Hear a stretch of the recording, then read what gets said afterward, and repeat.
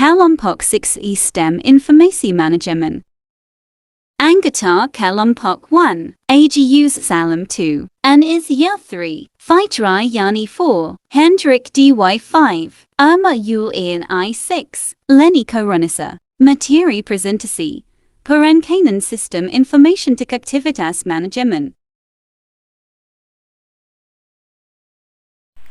Teori-teori pembahasan. Teori yang pertama yaitu skema sistem informasi. Teori yang kedua arsitektur sistem informasi. Teori yang ketiga komponen sistem informasi. Teori yang keempat karakteristik sistem informasi. Teori yang kelima perancangan sistem informasi untuk manajemen atau bisnis. Yang terakhir yaitu adalah keenam kesimpulan dan saran. Baik, di sini saya akan menjelaskan pendahuluan. Proses manajemen tidak terlepas dari penggunaan sistem informasi. Sistem informasi secara teknis dapat didefinisikan sebagai sekumpulan komponen yang saling berhubungan, mengumpulkan atau mendapatkan, manajemen, menyimpan, dan mendistribusikan informasi untuk menunjang pengambilan keputusan dan pengawasan di dalam suatu organisasi. Selain menunjang proses pengambilan karyawan, koordinasi dan pengawasan, sistem informasi juga dapat membantu manajer dan karyawan menganalisis permasalahan, mengembangkan hal yang rumit.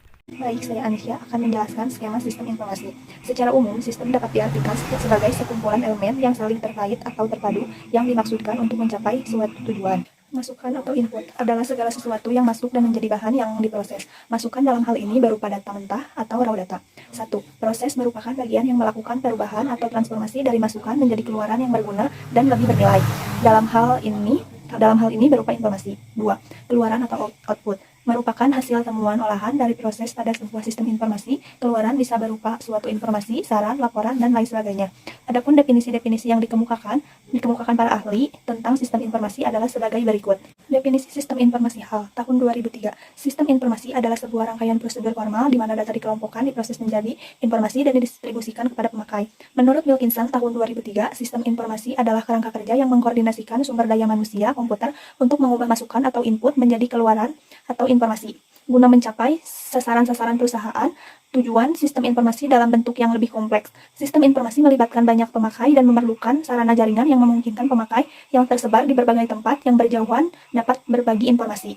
Menurut Turban, McLean, dan Metterby dalam Kadir tahun 2003, sistem informasi memiliki beberapa tujuan utama, yaitu peningkatan produktivitas, pengurangan biaya, peningkatan pengambilan keputusan, perencanaan skema sistem informasi untuk aktivitas, manajemen ekonomis, review Mahir Pradana 67, peningkatan layanan ke pelanggan, peningkatan strategi baru. Sedangkan menurut Kroenke dalam buku Abdul Qadir tahun 2003 menyatakan bahwa sistem informasi memberikan nilai tambah terhadap proses, produksi, kualitas, manajemen, pengambilan keputusan, dan pemecahan masalah serta keunggulan kompetitif yang tentu saja sangat berguna bagi kegiatan bisnis. Pada dasarnya, tujuan sistem informasi memiliki tujuan yang sama, yaitu usaha menuju keunggulan kompetitif.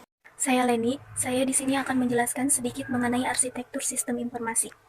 Arsitektur sistem informasi menggunakan arsitektur teknologi yang dapat dibedakan menjadi 3 macam, yaitu tersentralisasi, desentralisasi, dan klien atau server. Yang pertama, arsitektur tersentralisasi atau terpusat adalah pemrosesan data yang terpusat. Yang kedua, arsitektur desentralisasi atau tersebar adalah pemrosesan data yang tersebar atau distribusi. Yang ketiga, arsitektur klien atau server. Pada arsitektur ini ada bagian yang disebut klien. Klien adalah sembarangan sistem atau proses yang melakukan sesuatu permintaan data atau layanan ke server. Baik, perkenalkan saya Fitriani. Di sini saya akan menjelaskan tentang komponen sistem informasi. Dimensi sistem informasi dibagi menjadi 4 bagian. Keempat dimensi tersebut memiliki beberapa definisi serta klasifikasi masing-masing. Berikut definisi serta klasifikasi dari setiap dimensinya. Yang pertama, ada aktivitas manajemen. Sistem informasi terkadang diklasifikasikan berdasarkan aktivitas yang didukungnya. Berdasarkan hal ini, terdapat pengelompokan pada level manajemen. Menurut Ebert dan Griffin dalam Kadir halaman 131, pengelompokannya mencakup sistem informasi pengetahuan, sistem informasi operasional, sistem informasi taktis, dan sistem informasi strategis. Yang kedua ada kualitas informasi. Istilah kualitas informasi terkadang juga dipakai untuk menyatukan informasi yang baik. Menurut Barsh dan Graniti dalam Kadir tahun 2003, kualitas informasi dapat diartikan sebagai pilar-pilar dalam bangunan. dan menentukan baik atau tidaknya suatu pengambilan keputusan. Kualitas informasi dapat dilihat berdasarkan relevansi, ketepatan waktu, dan keakurasian. Yang ketiga, ada struktur keputusan. Menurut Simo dan Susanto tahun 2009, bahwa suatu keputusan merupakan bagian dari suatu rangkaian proses pengambilan keputusan. Ada keputusan terstruktur dan ada yang tidak terstruktur. Keputusan terstruktur berasal dari permasalahan dan kejadian-kejadian yang terstruktur. Permasalahan atau keputusan bisa distrukturisasi karena sifatnya rutin, sehingga bisa ditentukan sebelumnya. Keputusan tidak terstruktur berasal dari permasalahannya yang sifatnya tidak diprediksi, atau karena tidak jelas rutinitasnya, sehingga seolah-olah baru atau mungkin memang benar baru, atau bisa juga karena begitu pentingnya, sehingga memerlukan perlakuan yang sangat khusus atau beda dari umumnya ya. Menurut Gori dan Scott Malton Susanto tahun 2009, konsep struktur keputusan berdasarkan dari struktur masalahnya, dari masalah terstruktur, tidak terstruktur, dan semi struktur. Yang keempat, ada aplikasi sistem informasi. Yang mana, menurut Alter dalam Kadir tahun 2003 halaman 109, bahwasanya aplikasi sistem informasi adalah sistem pakar yang pada dasarnya juga merupakan sistem yang cerdas. Meskipun dalam lingkup yang lebih khusus, serta mengelompokkan sistem informasi menjadi beberapa bagian, yaitu sebagai berikut. Yang pertama, ada sistem pemrosesan transaksi atau Transaction Processing System atau disingkat TPS. Yang kedua, ada sistem informasi manajemen atau Management Information System atau disingkat MIS. Yang ketiga, ada sistem operasi perkantoran atau Office Automation System atau disingkat OAS. Yang keempat, ada sistem pendukung keputusan atau Decision Support System atau disingkat DSS. Yang kelima, ada sistem informasi eksekutif atau Executive Information System atau disingkat EIS. Yang keenam, ada sistem pendukung kelompok atau Group Support System atau disingkat GSS. Yang ketujuh, ada sistem pendukung cerdas atau Intelligence Support System atau disingkat ISS. Yang kedelapan, ada sistem informasi geografis atau Geographic Information System atau disingkat GIS. Yang kesembilan, ada sistem informasi ERP atau Enterprise Research Planning atau disingkat ERP.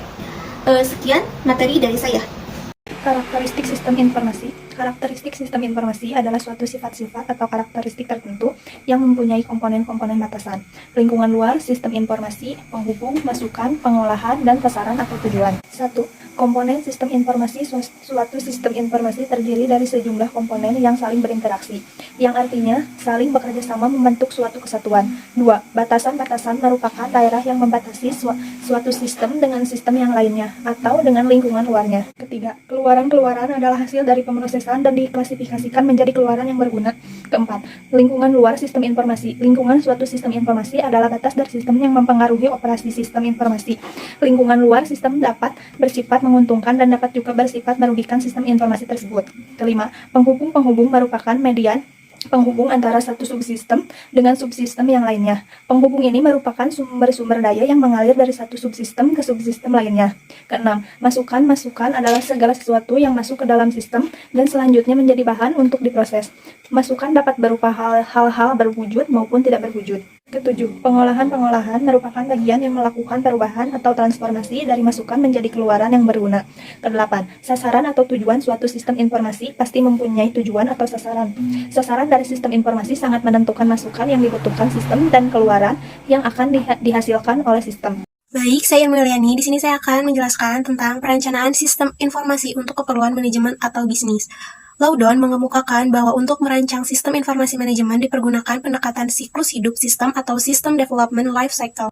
Tahap-tahap siklus hidup sistem antara lain perencanaan skema sistem informasi untuk aktivitas manajemen. 1. Analisa kebutuhan. Analisa kebutuhan merupakan tahap pertama yang menjadi dasar proses pembuatan sistem selanjutnya. Kemudian yang kedua, desain sistem. Desain sistem merupakan tahap penyusunan proses, data, aliran proses, dan hubungan antar data yang optimal untuk menjalankan proses bisnis dan memenuhi kebutuhan sesuai dengan hasil temuan proses analisa kebutuhan. Kemudian implementasi sistem. Dalam implementasi sistem, desain-desain sistem yang telah dibuat pada tahap sebelumnya diimplementasikan atau diterjemahkan menjadi bentuk perintah-perintah yang dimengerti komputer dengan mempergunakan bahasa pemrograman. 4. Pengujian sistem atau testing. Pengujian sistem dilakukan untuk review dan memastikan bahwa sistem yang dibuat telah sesuai dengan desainnya dan semua fungsi dapat dipergunakan dengan baik tanpa ada kesalahan. 5. Perawatan sistem atau maintenance. Perawatan sistem merupakan tahap merawat sistem yang telah dibuat agar sistem dapat berjalan dengan baik dan data dapat tersimpan dengan aman. Sistem informasi memberikan nilai tambah terhadap proses produksi, kualitas, manajemen, pengambilan keputusan, dan pemecahan masalah, serta keunggulan kompetitif yang tentu saja sangat berguna bagi kegiatan bisnis. Pada dasarnya, tujuan sistem informasi memiliki tujuan yang sama, yaitu usaha menuju keunggulan kompetitif menurut tingkatan. Organisasi dikelompokkan menjadi 3, yaitu sistem informasi departemen, sistem informasi perusahaan, dan sistem informasi antar organisasi.